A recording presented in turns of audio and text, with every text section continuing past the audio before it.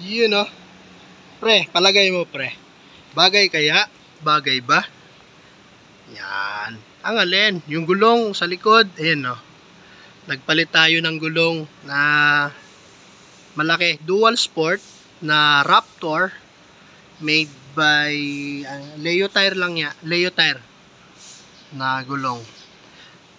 Medyo may kalakihan yan compared dun sa stock bali ang size niyan is 3.25 by 17. Yan. Bagay ba? Okay ba? Laki no? Taba.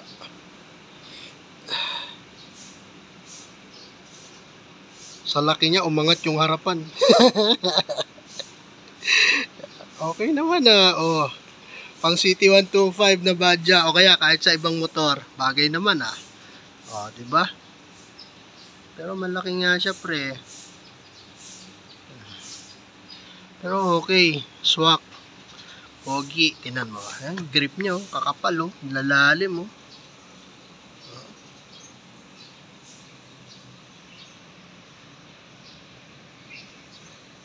Ayan size niya. 3.25 by 17. Tube type. Pero pinano ko na ito, ayan Raptor. Leo Tire yan. Ay, ang bigat. Tube type na yan pre, bali nung pinakabit natin, kinargahan yan ng air lock doon sa rim niya, tapos nilagyan ng sealant. So ayun, tubeless na yan yung gulong natin. Ayos. Pero palagay nyo kung kayo sa may motor na gaya ng ganito, City 125 na badya, saan ko pa ba ito nakikita? Sa scrambler malimit ginagamit to dapat siya, okay siya pre, astig.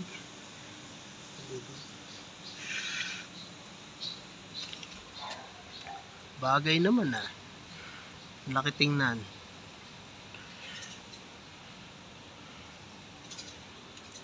Bagay na pre. Ayos. Sa harap stock pa rin yung nakakabit, pero nagpalit na ako, pero binalik ko lang yung stock. 2.75 by 17. Ganun pa rin na design. 2.75 by 17. Nagpalit na to, pero yun pa rin yung design na ipinalit ko. Yan. Ito lang na amis sa likod Yung Supremo, bibilang ko rin ng ganyan. Pag pag palitin na, okay din. Presyo 1,030, mura na. Sa Lazada ko nabili. Yan. Tapos, siyempre, ikaw na magpakabit. Ayos siya laki tingnan. Ang taba. Okay to, pang off-road.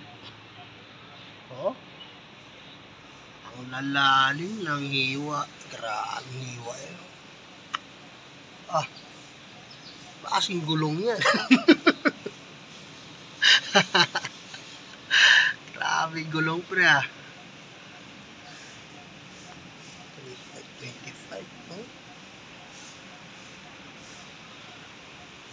ayos no?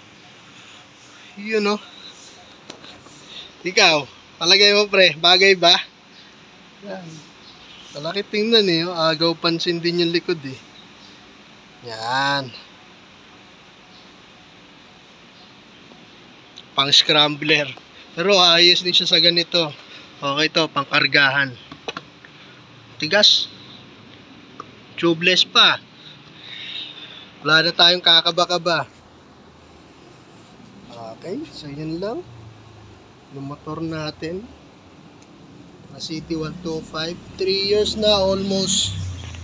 3 years. Huling hulog ko na nito sa April. Katapusan nitong April. Yan.